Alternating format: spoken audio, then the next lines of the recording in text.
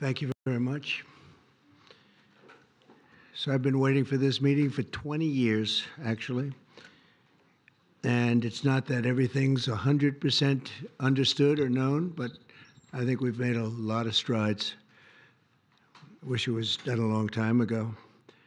Today, we're delighted to be joined by America's top medical and public health professionals as we announce historic steps to confront the crisis of autism. Horrible, horrible crisis.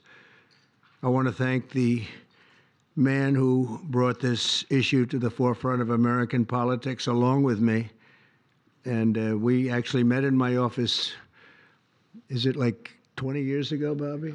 It's probably 20 years ago in New York. I was a developer, as you probably heard, and I always had very strong feelings about autism and how it happened and where it came from. And he and I don't know, the word got out, and I wouldn't say that people were very understanding of where we were, but it's turning out that we understood a lot more than a lot of people who studied it, we think. And I say we think because I don't think they were really letting the public know what they knew. Thanks as well to the director of the National Institute of Health, Dr. Jay Bhattacharya, FDA Commissioner Dr. Marty McCary. These are great people. Administrator of the Centers for Medicine and Medicaid Services, Dr. Mehmet Oz, and Acting Assistant Secretary of HHS, Dr. Dorothy Fink. So thank you all. Thank you, Dorothy, very much. The meteoric rise in autism is among the most alarming public health developments in history. There's never been anything like this. Just a few decades ago, 1 in 10,000 children had autism. So that's not a long time. And I've always heard, you know, they say a few, but I think it's a lot less time than that. It used to be 1 in 20,000, then 1 in 10,000. And I would say that's probably 18 years ago. And now it's 1 in 31, but in some areas it's much worse than that, if you can believe it, 1 in 31. And I gave numbers yesterday. For boys, it's 1 in 12. I was told that's in California where they have for some reason, a more severe problem. But whether it's 1 in 12 or 1 in 31, can you imagine? That's down from 1 in 20,000, then 1 in 10,000. And now we're at the level of 1 in 12 in some cases for boys, 1 in 31 overall. So since 2000, autism rates have surged by much more than 400%. Instead of attacking those who ask questions, everyone should be grateful for those who are trying to get the answers to this complex situation. And the first day all of these great doctors behind me were there, I told them this is what we have to find out. Because when you go from 20,000 to 10,000 and then you go to 12, you know there's something artificial. They're taking something. And by the way, I think I can say that there are certain groups of people that don't take vaccines and don't take any pills that have no autism. That have no autism. Does that tell you something? That's currently, is that a correct statement, by the way? There are some studies that suggest that, yeah, with the Amish, for example. The Amish, yeah, virtually. I heard none. See, Bobby wants to be very careful with what he says, and he should, but I'm not so careful with what I say. But you have certain groups. The Amish, as an example, they have essentially no autism. First, effective immediately, the FDA will be notifying physicians that the use of well, let's see how we say that. Acetaminophen. Is that okay?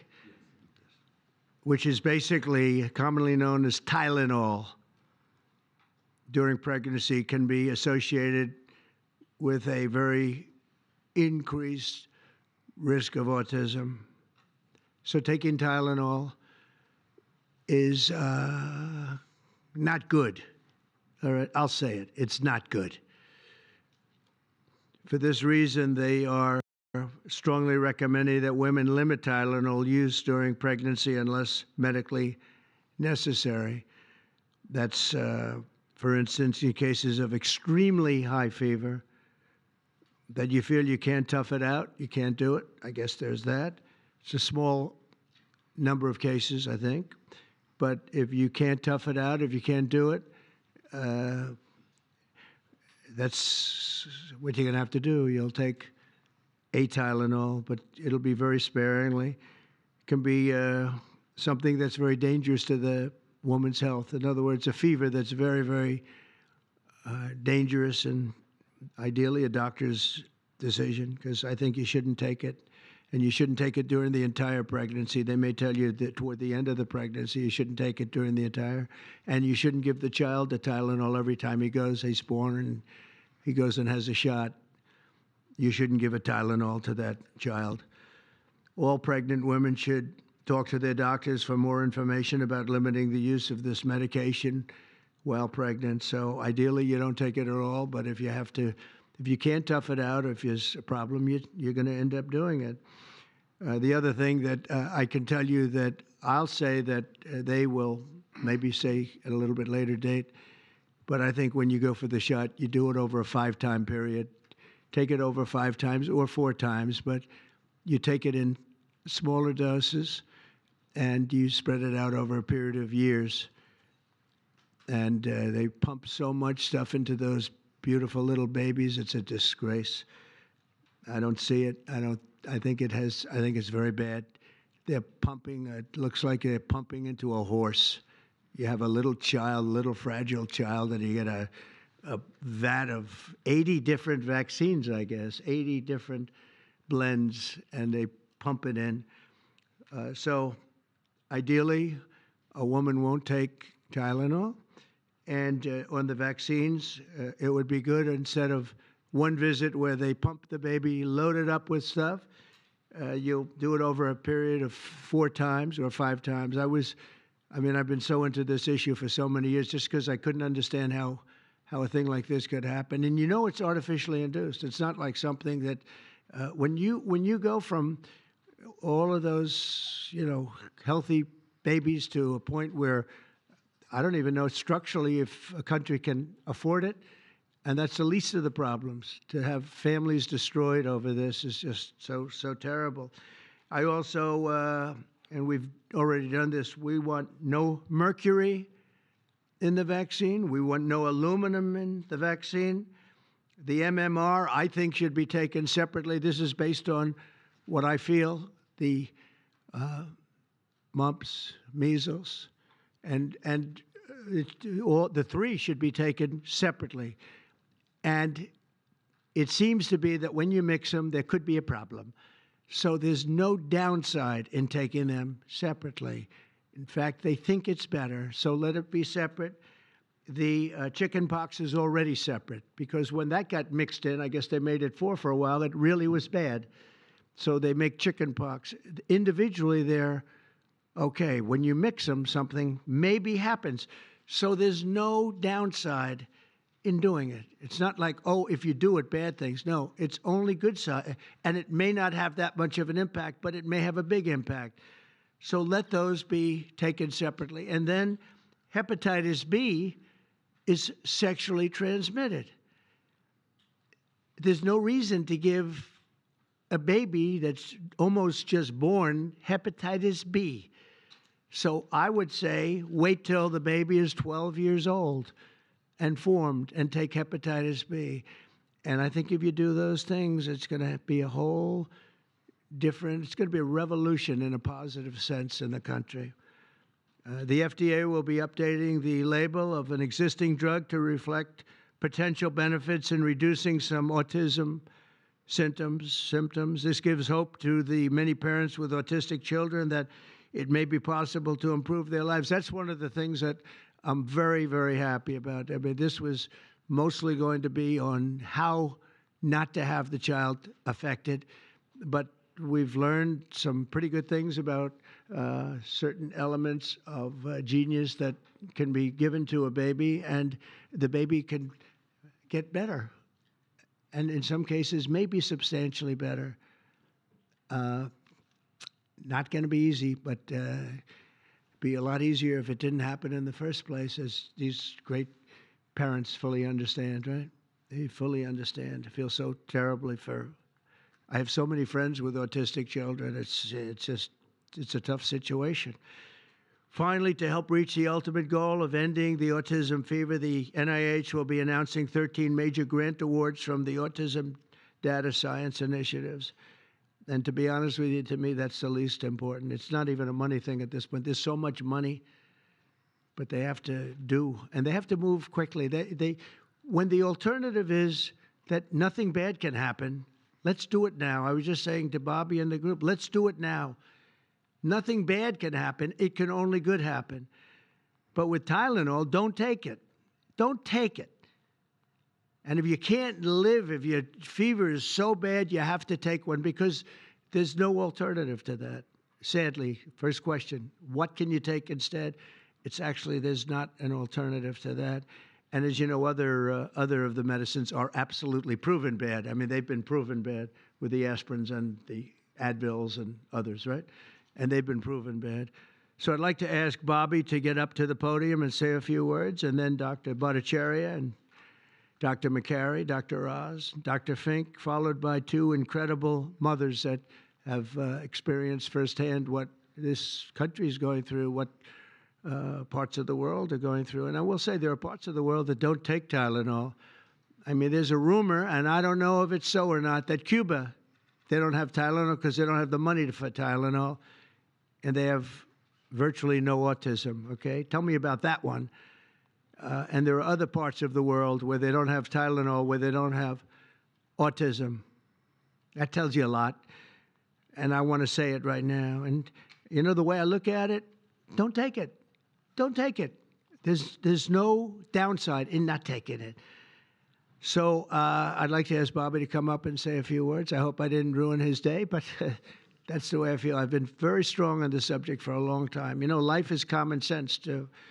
And there's a lot of common sense in this, and I wish things like this were brought up. And this group has worked so hard on it, but I'd like to be a little bit more, a little speedier in the process of a recommendation, because there's no harm in going quicker. There's absolutely no harm. At worst, there's no harm. Thank you very much. Bobby, please. Thank you, Mr. President. To meet the President's challenge, I ordered HHS to launch an unprecedented all-agency effort to identify all causes of autism, including toxic and pharmaceutical exposures. At President Trump's urging, NIH, FDA, CDC, and CMS are turning over every stone to identify the etiology of the autism epidemic and how patients and parents can prevent and reverse this alarming trend. We have broken down the traditional silos that have long separated these agencies, and we have fast-tracked research and guidance. Historically, NIH has focused almost solely on politically safe and entirely fruitless research about the genetic drivers of autism. And that would be like studying the genetic drivers of lung cancer without looking at cigarettes. And that's what NIH has been doing for 20 years. As a result, we don't have an answer to this critical question, despite the cataclysmic impact of the epidemic on our nation's children. We are now replacing the institutional culture of politicized science and corruption with evidence-based medicine. NIH research teams are currently testing multiple hypotheses with no area off limits. We promise transparency as we uncover the potential causes and treatments, and we will notify the public regularly of our progress. Today, we are announcing two important findings from our autism work that are vital for parents to know as they make these decisions. First, HHS will act on acetaminophen.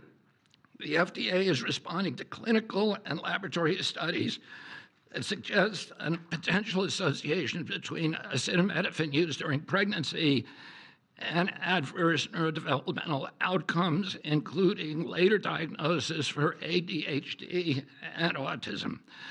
Scientists have proposed biological mechanisms linking prenatal acetaminophen exposure to altered brain development.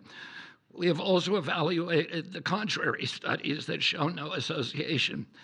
Today, the FDA will issue a physician's notice about the risk of acetaminophen during pregnancy and begin the process to initiate a safety label change.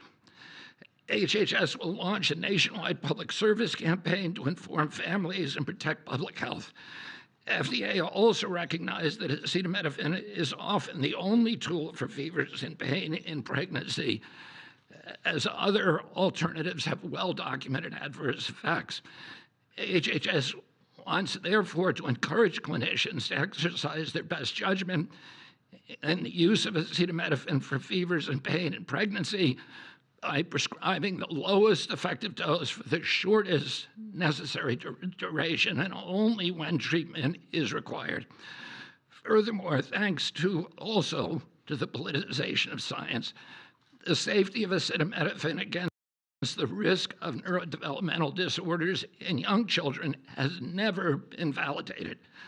Prudent medicine, therefore, suggests caution in acetaminophen use by young children, especially since strong evidence also has associated it with liver toxicity.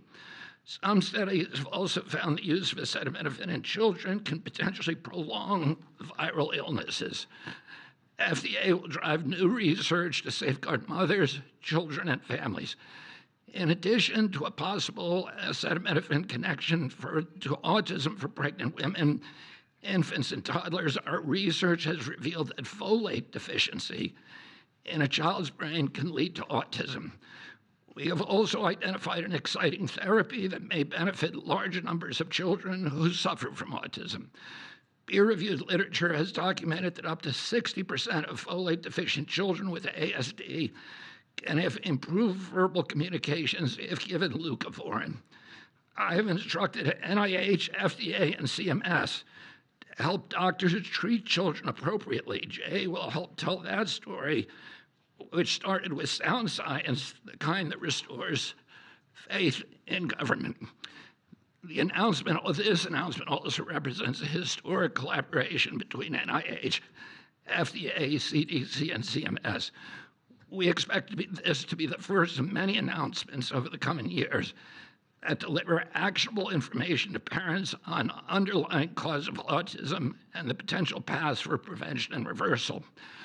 Finally, autism is a complex disorder with multifactorial etiology.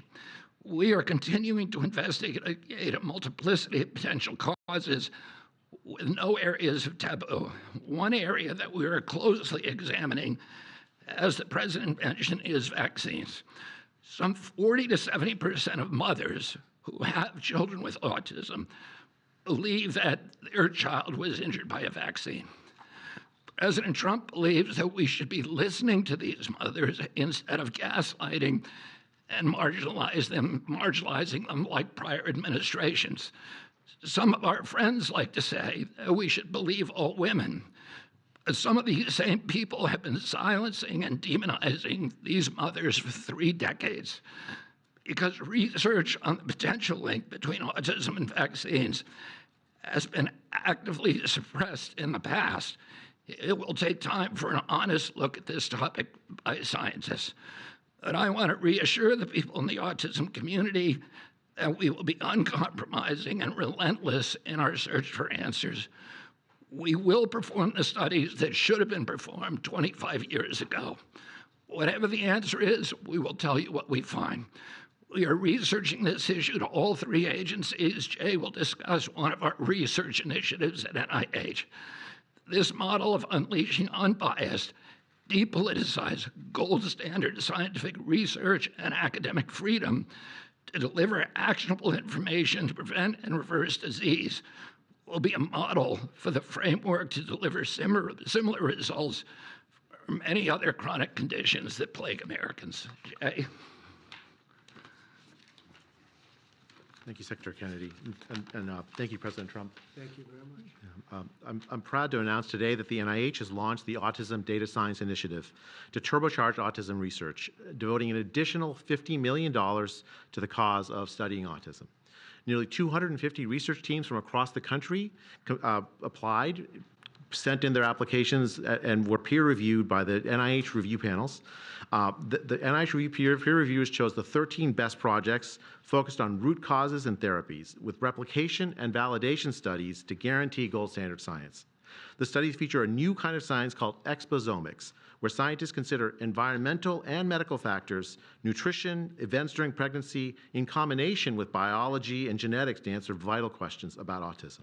Science like this, conducted in partnership with families and physicians, is the best way to arrest and reverse the autism epidemic. Autism spectrum disorder encompasses a very wide range of symptoms, ranging from mild difficulties with social interactions to profoundly autistic children who experience severe disabilities in speech and behavior. Given this wide range of symptoms across the spectrum, it seems certain that there will be a wide range of biological contributors to explaining the cause. The great thing about the new NIH initiative on autism is that scientists will use rigorous advanced methods in causal inference, machine learning, organoids, and other fresh approaches to the problem. The sharp rise in the prevalence of autism deserves an urgent response by the scientific community. As Bobby said, the NIH has invested a lot of money to study autism over the years, but the research has not produced the answers that families and parents of autistic children deserve, and autistic children themselves deserve. For too long, it's been taboo to ask some questions for fear the scientific work might reveal a politically incorrect answer. Because of this restricted focus in scientific investigations, the answers for families have been similarly restricted, often pointing families to behavioral therapies that don't work for every kid or suggest non-modifiable genetic factors as the cause. But genetics alone can't explain such a sharp rise in autism prevalence over just a few decades, as the president said. In coming months and years, as NIH scientists learn more that can help autistic children and their families, we won't delay. Like scientists often like to do, I can say as a scientist myself, it's really tempting to delay, but in face of a problem like this, you have to move fast. But we will not delay before telling American people about what we find, and we will win the public trust with transparency and rigor. Already, our broadened focus on autism research has pointed to 2 items that will help families prevent and treat some cases of autism. I'll leave the good news on these 2 items to my close friends and colleagues, Dr. McCary and Dr. Oz. We've been working together closely on this problem for the past 6 months, and our cooperation represents an unprecedented collaboration with Secretary Kennedy's Department of Health and Human Services and with President Trump. I'm delighted to introduce Dr. Marty McCary, Commissioner of the Food and Drug Administration, who will tell you about these announcements of practical help for families with autism. Great, thank you, Dr. Bhattacharya. Mr. President, this is the start of a historic shift in medical culture. This administration is working together to ask big questions about why our nation's children are getting sick so fast. Too often, medicine is doing small little studies, giving us answers we already knew. But we've got to make a difference. You've given us a charge to identify root causes, and we are not going to stop so that we can end the suffering we are watching. And if you've seen a kid with autism, with severe autism, it's hard to watch. Kids get frustrated, they get angry, they can be crying because they want to speak and they can't speak. It's hard to watch, and it may be entirely preventable. For an epidemiologist, that child is an expanding statistic, but for a child, it can be brutal to have autism. Today, the FDA is taking action to update the label on acetaminophen and sending a letter to all U.S. doctors letting them know about the risks in pregnancy. We now have data we cannot ignore. There's a very large study, the Boston Birth Cohort, with researchers that have, from Johns Hopkins, my former institution, and Boston University, found quote-unquote consistent associations between acetaminophen in pregnancy and autism. And the Nurses' Health Study with researchers from Yale, Columbia, and Harvard looking at 9,000 kids found that acetaminophen use in pregnancy was associated with neurodevelopmental disorders. And 4 weeks ago, a Mount Sinai Harvard study reviewed all the existing literature and found the overwhelming body of evidence points to an association. Sure, you'll be able to find a study to the contrary. That's how science works. But to quote the dean of the Harvard School of Public Health, there is a causal relationship between prenatal acetaminophen use and neurodevelopmental disorders of ADHD and autism spectrum disorder. We cannot wait any longer. And honestly, there's been this perfunctory, reactionary mindless practice in medicine. I learned it in medical school and residency. Just treat all fevers, low-grade fevers, treat them with acetaminophen. Why? What are we doing? A study out of Hopkins actually showed that treating a fever can prolong the duration of illness in a young kid. Maybe that's because a fever is a body's natural way of ridding an infection. When my wife was pregnant and delivered our son a few months ago, they pushed her to take acetaminophen for a low-grade fever. She said no, and then they looked to me and I said, absolutely no. I'm also here to announce good news. Today, the FDA is filing a Federal Register notice to change the label on an exciting treatment called prescription leucovorin so that it can be available to children with autism. You know, autism may also be due to an autoimmune reaction to a folate receptor on the brain, not allowing that important vitamin to get into the brain cells. It's a fairly established, mature pathway. Again, we have a duty to let doctors and the public know we are going to change the label to make it available. Hundreds of thousands of kids, in my opinion, will benefit. One study found that with kids with autism and chronic folate deficiency, 2/3 of kids with autism symptoms had improvement, and some marked improvement. Mr. President, you told us to do what's medically right, to go bold, and not worry about the corporations and the lobbyists. So that's what we're here doing today. Thank you, Mr. President. Good, thank you. Thanks, Marty. I think you all appreciate the passion in the President's voice. We've been hearing that since the inauguration. In fact, even before the inauguration, the President was upset about what he spoke to today. And so together with Secretary Kennedy, who's made it his life's work to address some of these challenges with autism, they challenged us. In fact, they were harsher than that. They wanted no silos to break down what the NIH would do, what the FDA would do, what CMS would do. They insisted that the physician leaders bust through the clutter because their agencies had the power if we didn't do what every other prior administration had done, which is to let people function within their siloed environments. Because of that, in historic fashion and a very accelerated manner, we have a response today to the autism crisis. It is the first of several chapters, but this is breaking news. You've heard some of it. The response to the autism crisis is going to continue to come to you under Secretary Kennedy's leadership, and the President wouldn't have it any other way, as you've heard. The FDA, based on NIH research, is approving prescription leucovorin for treatment of autistic children. Now, if you're following the script, there should be two questions that you have, two questions that should come to your mind. The first is, how will patients and parents get access to the treatment? I'll tell you how. Over half of American children are covered by Medicaid and CHIP, government health insurance, over half. And therefore, because they're covered in Medicaid and CHIP, upon this label change by Marty, state Medicaid programs in partnership with CMS will cover prescription leucovorin around the country. It's yours, but you have to go to a doctor to get a prescription because they know your child, they know you, and they know the medication. States will also have tools to monitor its use and ensure appropriate utilization.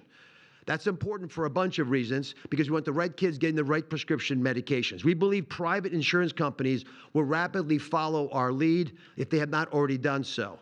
And again, to make sure that this is safe and effective treatment, you need a physician to prescribe the medication because it's on prescription. Second big question.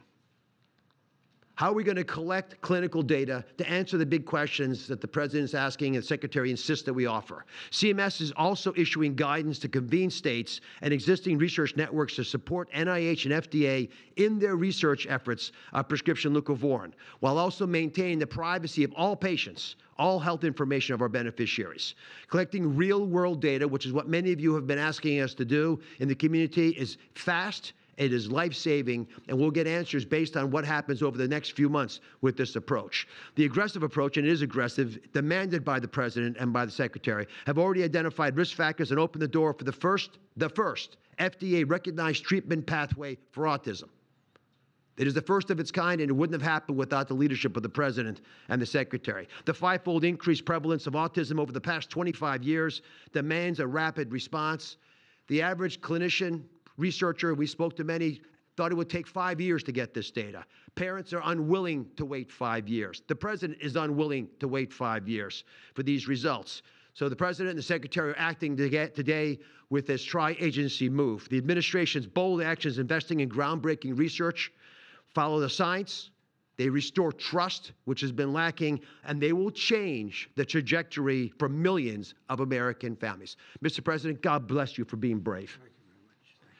So let me introduce Dr. Fink, who's acting administrator, and after Dr. Fink, we've got some wonderful women, Jackie and Amanda. I know it's going to be tough, but if you can make some comments about this historic day. God bless you. Thank you, Mr. President, for this opportunity to speak with all of you today. As a pediatrician and mom, I am here today to talk about what this announcement means for the millions of moms and dads who are faced with the choice of whether to take acetaminophen during pregnancy. It's hard to hear information that challenges the status quo. We are sharing this information not to confuse, but to empower parents to make the best choices when taking medications during pregnancy. We are all concerned about the rising rates of neurodevelopmental disorders, including autism. President Trump and Secretary Kennedy are dedicated to radical transparency so that patients have the best, most up-to-date information. We are also sharing this information with our nation's doctors, and we encourage you, as always, to consult with your doctor to make the best decision for you. All too often, it's easy to think that medicines we buy without a prescription pose little to no risk for the mom or the baby. As you heard today, pregnant women who need high fever or pain reduction during pregnancy should take the lowest effective dose of acetaminophen for the shortest possible duration. Most women will not meet these indications during their pregnancies. I am encouraged by these developments today because it is another example of our commitment to the American people to leave no stone unturned in improving the health of our nation's children. Next, I'm going to turn it over to some incredible mothers who are going to share more about their stories, and we're so grateful to have you here today.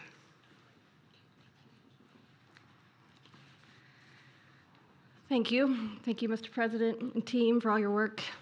This is an historic day, and I'm thankful to be here. I have a son who's 5 who is profoundly autistic, and you've probably heard if you've met one autistic child, you've met one autistic child. It's a spectrum, which I don't think the spectrum is helpful, but that's another conversation. He is an amazing little boy, a blessing from God. He's marvelous. He can count to 1,000. He knows all of his letters and the sounds they make and a word for each one. But he also has a lot of obstacles. He is nonverbal. He can say those numbers and letters, but there's no communication. Unless you've lived with profound autism, you have no idea. You have no idea. He, like you said, he will get frustrated because he can't speak. It's not even that he can't speak. Sometimes he just doesn't understand what I'm saying. He understands the word no, but he doesn't understand the why behind the no. And that's a huge part of discipline. That's the discipline. So it's very hard to discipline a child with autism so you have these behaviors. And it's a very hopeless feeling. It's very isolating being a parent with a profound autistic child. Even just taking them over to your friend's house is something we just don't do because, again, they're going to be met with no, no, no, and no understanding of why. And then there's a meltdown. And then you're in a situation where you're just helpless and you're just trying to protect your kid. So it's just better not to do it. You learn your limits, and it's been really hard. This is amazing that we're here today. And no one has been able to point to anything to say this is what caused it. And you can't point to that and say it didn't cause it. I have no idea. I am completely open. I'm not blaming anything, but I'm open to the discussion and the fact that there's work being done to find answers. I'm very grateful. I was already excited to vote for Mr. Trump anyway, Mr. President. But when we got word of RFK doing his work, I was ecstatic. I could not wait for this work to be done, that somebody would try to find us some answers. I'm just very grateful. I pray for my son every day and hope that he can get the help that he needs. And just thank you. Thank you. Thank you very much. Thank you, Johnny. You take care of yourself. Thank you.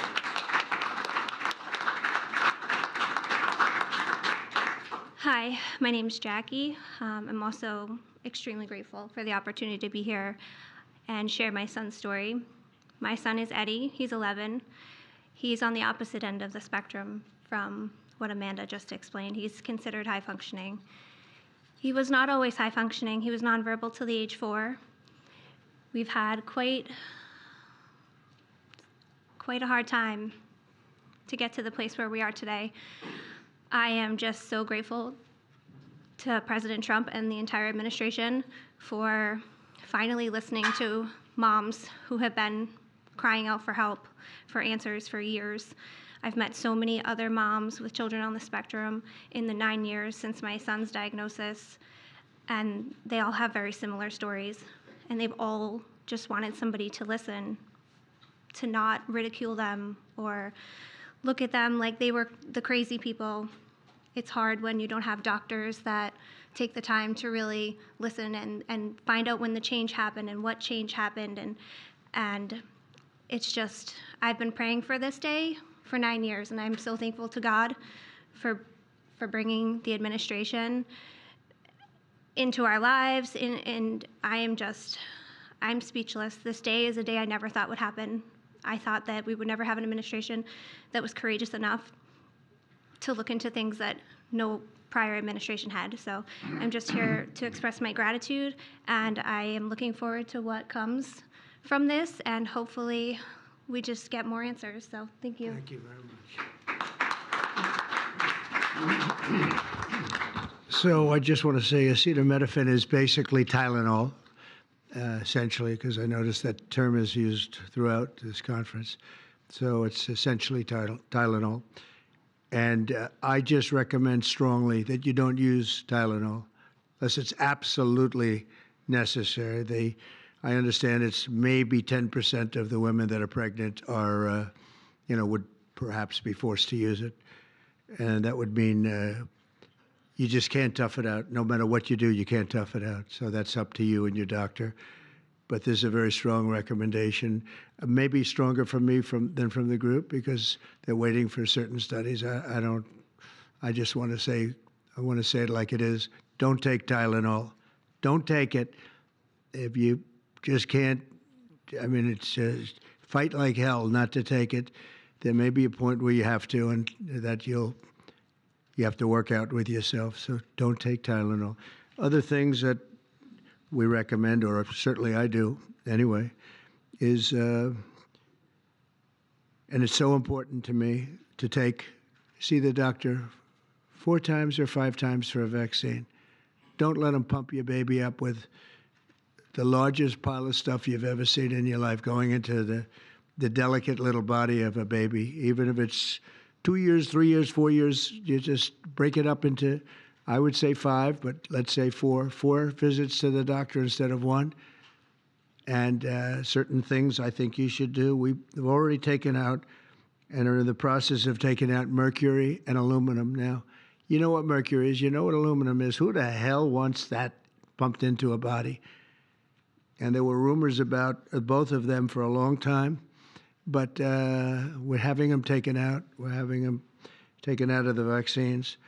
Hepatitis B, again, that's sexually transmitted, and we think you should wait. I think you should wait till 12. I'm just making these statements from me. I'm not making them from these doctors, because when they talk about, different results, different studies, I talk about a lot of common sense, and they have that too. They have that too, a lot. But I recommend the hepatitis B. Take it at 12. Sexually transmitted. You don't have to give it to the baby when the baby's 2 years old. And there are a lot of theories on that, but not when they're 12. Doesn't seem to be a problem at all. The MMR and the chickenpox. Chickenpox has already been broken out. It's a singular shot, but the MMR is not. And I've heard for years that there's a problem with it. But they say that there's no problem if you do each shot separately, not put together. So an MMR, go out and do it separately. Don't take Tylenol. Don't give Tylenol to the baby after the baby's born. Every time the baby gets a shot, the baby gets a shot. They say, here, take a cup of Tylenol. I've heard that for years. Take Tylenol. Don't take Tylenol. Don't have your baby take Tylenol. Now, Tylenol is fine for people that aren't pregnant, that aren't in the situation that we're talking about. One very specific situation. If you're pregnant, don't take Tylenol. When you have your baby, don't give your baby Tylenol at all, unless it's absolutely necessary. Don't do it. Break up your visits to the doctors. Break them up. Do it in 5 if you can. Now, it's inconvenient. It's inconvenient. Oh, you got to have to go back another year later. You're going to go back each year for 4 years, 5 years, 3 years. Just break it up. Break it up, because it's too much liquid. Too many different things are going into that baby at too big a number. The size of this thing, when you look at it, it's like 80 different vaccines and beyond vaccines, and 80. Then you give that to a little kid. I mean, I can tell you that I had a woman who worked for me, a beautiful, wonderful woman, worked in Trump Tower, and she had the most perfect child, beautiful, just perfect. And I remember this little blonde-haired boy running around the lobby of Trump Tower, so healthy and so vibrant. And I said, that's great. One day I came in and she was crying her eyes out behind the counter. She worked at the front desk. She was crying her eyes out. I've never, as much as I've ever seen anyone distraught, she was. I said, are you okay? What happened? My boy, I've lost my boy. What does that mean, your boy? My boy, you know him, sir. You've seen him grow up. He was so beautiful. And I took him for a vaccine, sir. And he developed this unbelievable, I think she said 107, 108. You know, it goes well beyond when this happens. It goes up to 106, 107, 108. You know, we hear 105 and you're in trouble, but it just goes up to a level that you never hear about, but it goes up very high. And it's fried. They get fried. She said, I took him, he developed an unbelievable temperature. And I've lost him, sir. He's gone. And then I saw the boy. It was so tragic to see.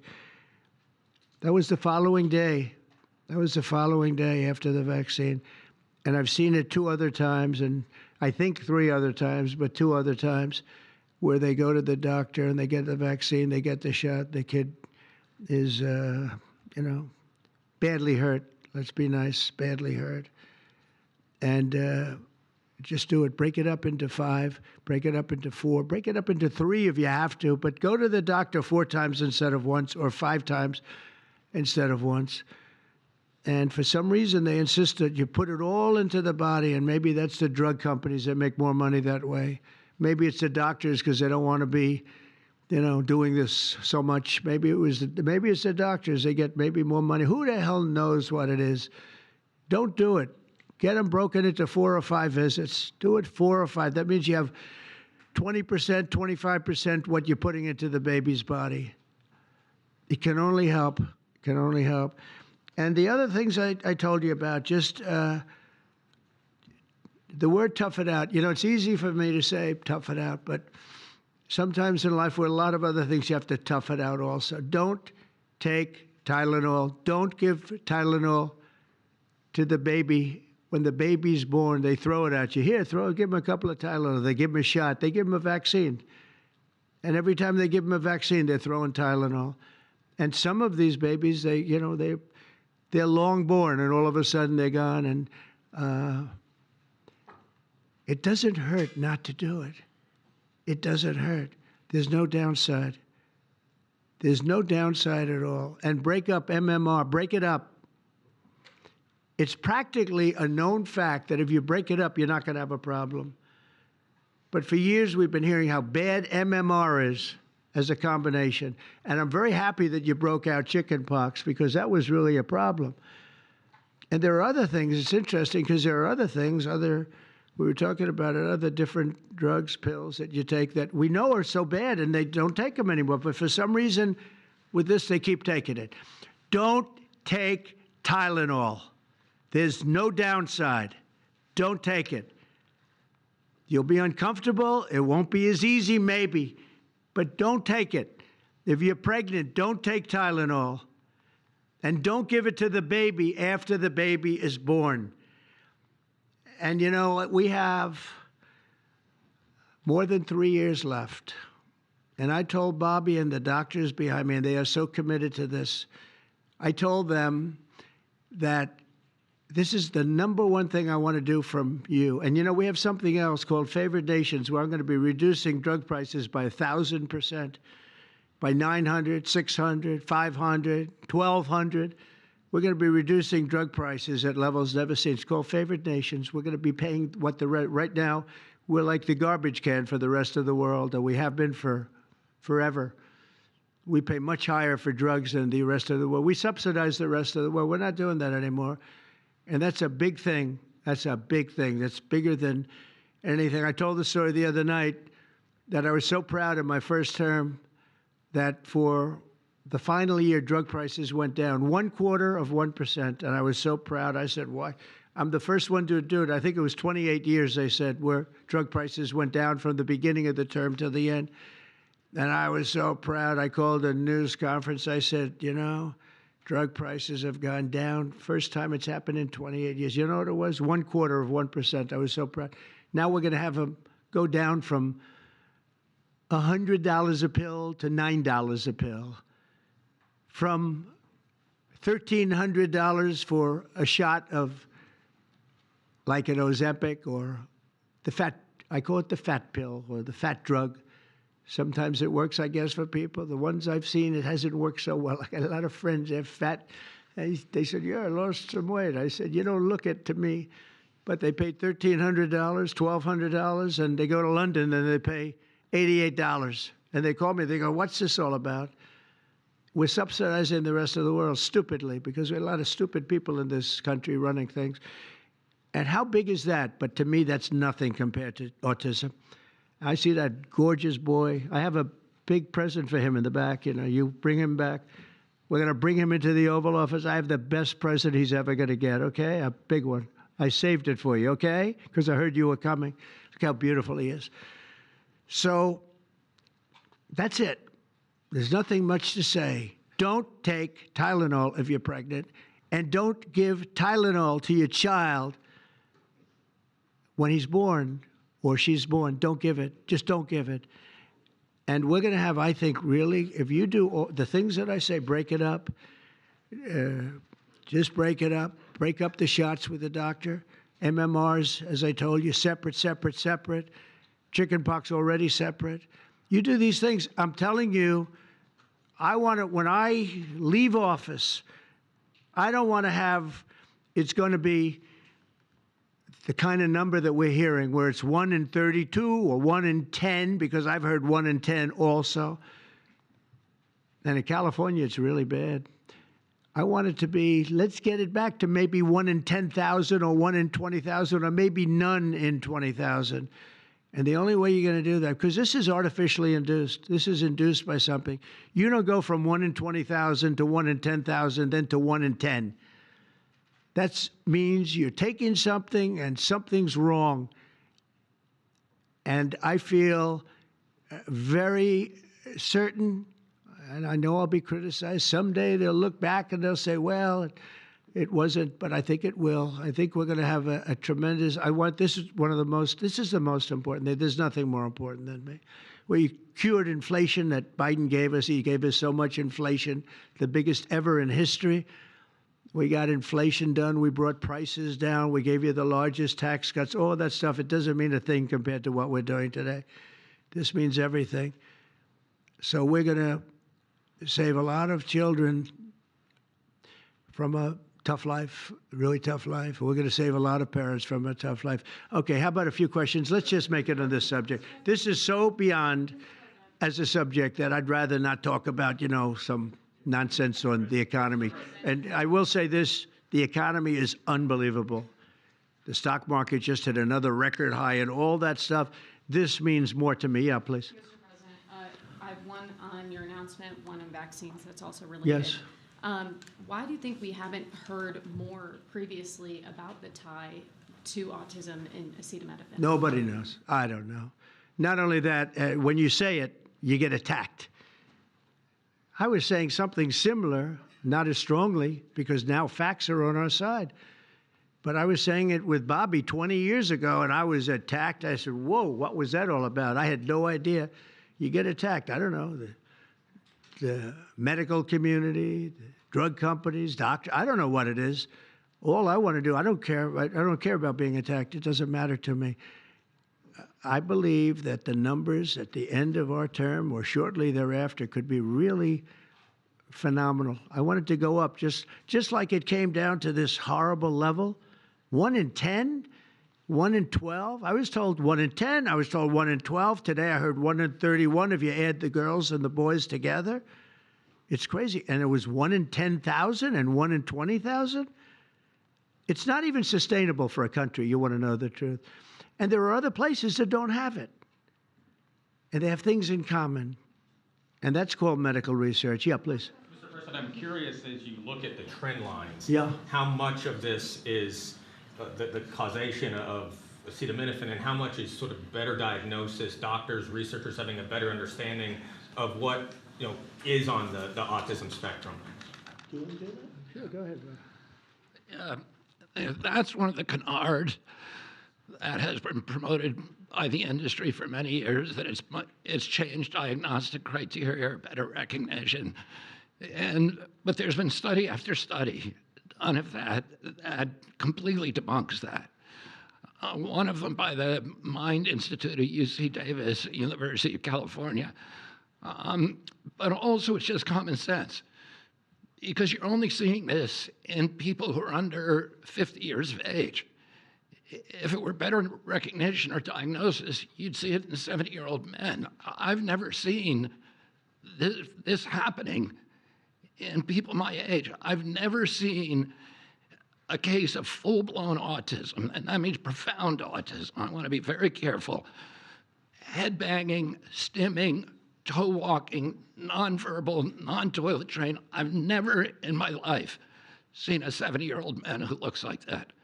You're only seeing it in the kids. It's an epidemic.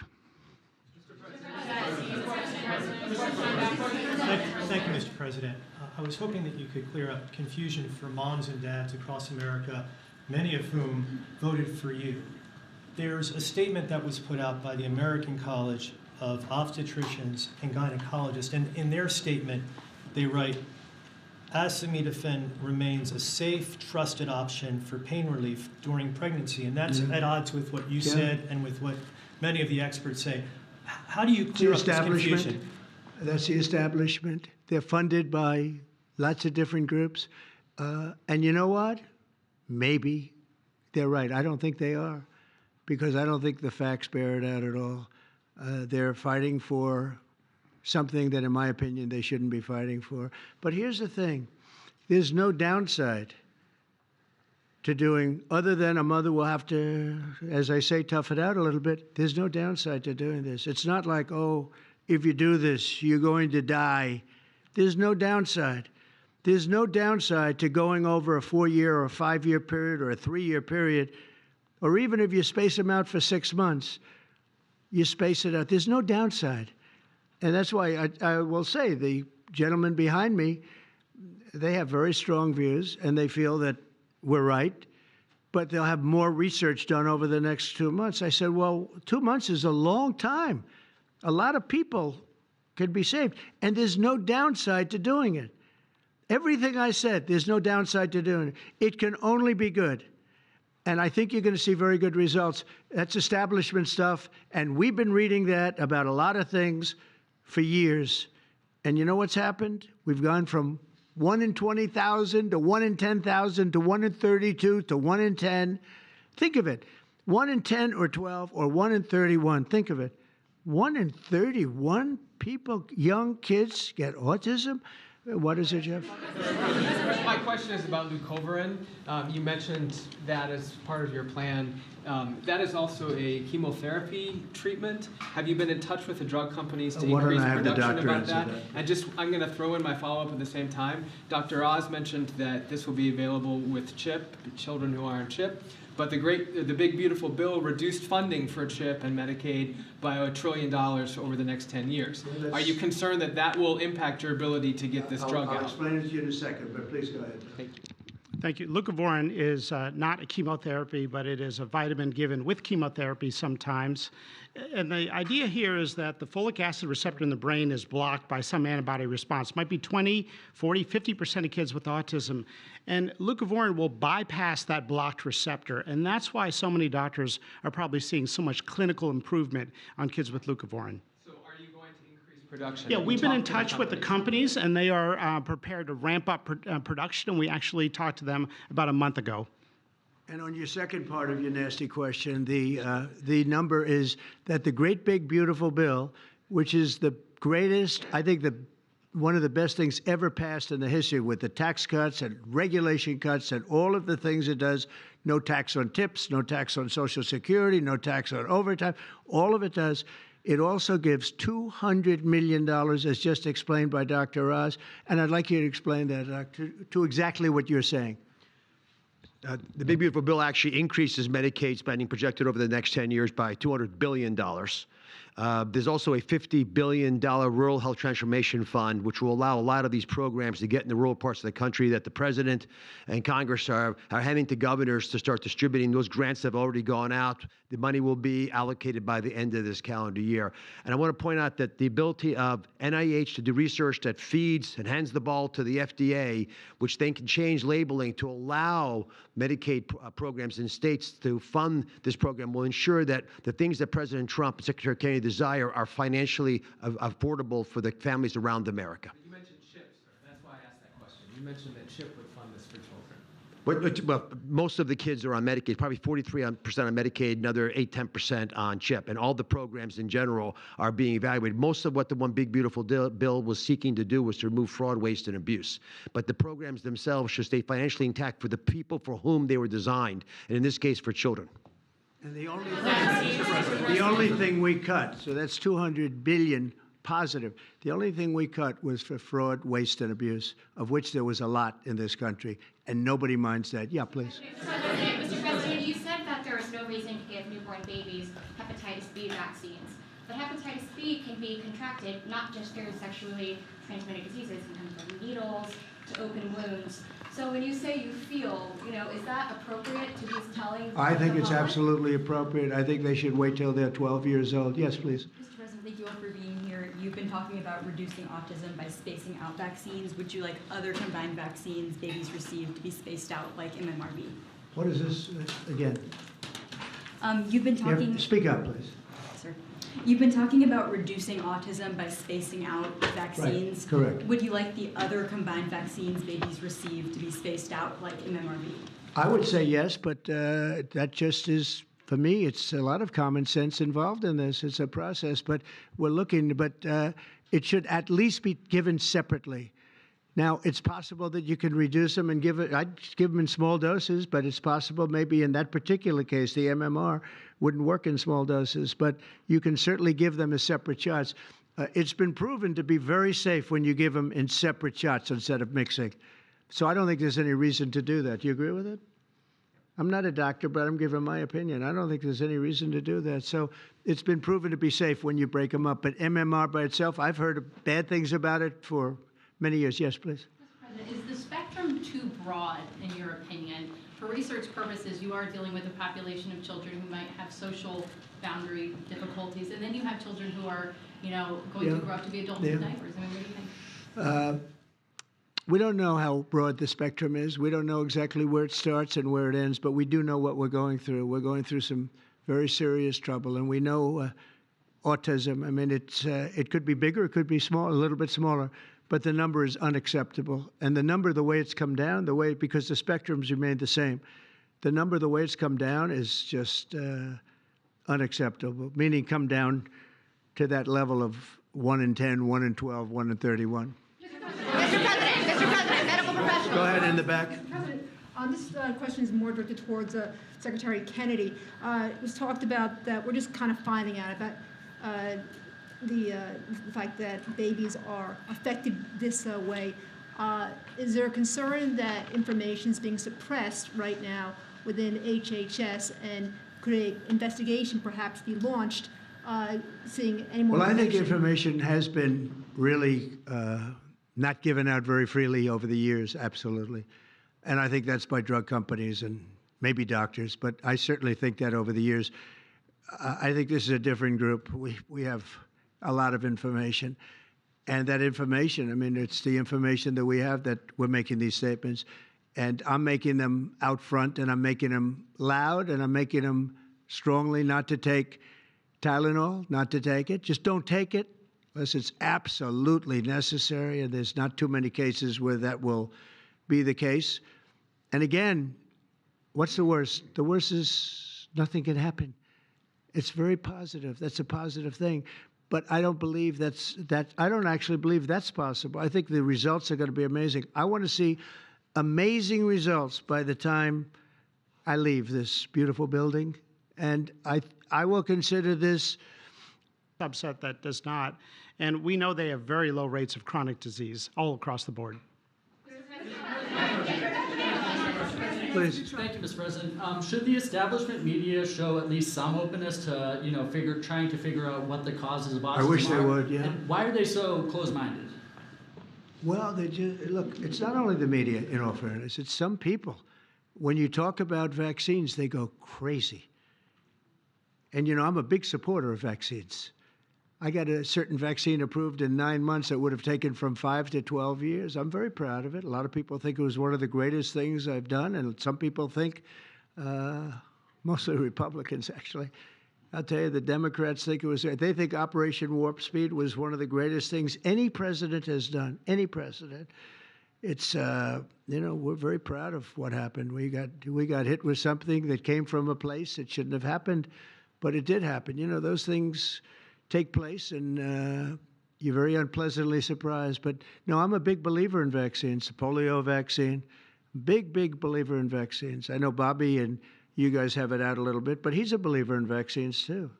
But I've seen how great vaccines can be, how incredible they can be. So I'm a believer. Yeah. Yeah, please.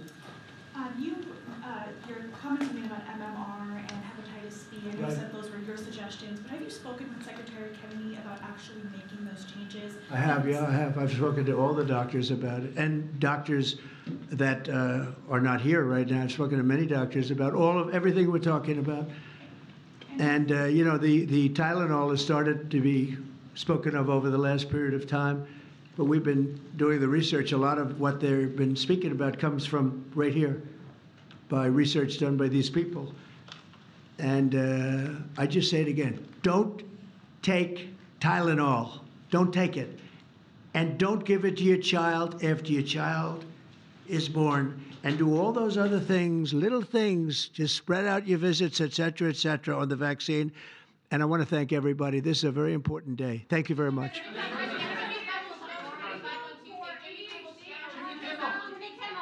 Will you meet with the Democratic leader, sir?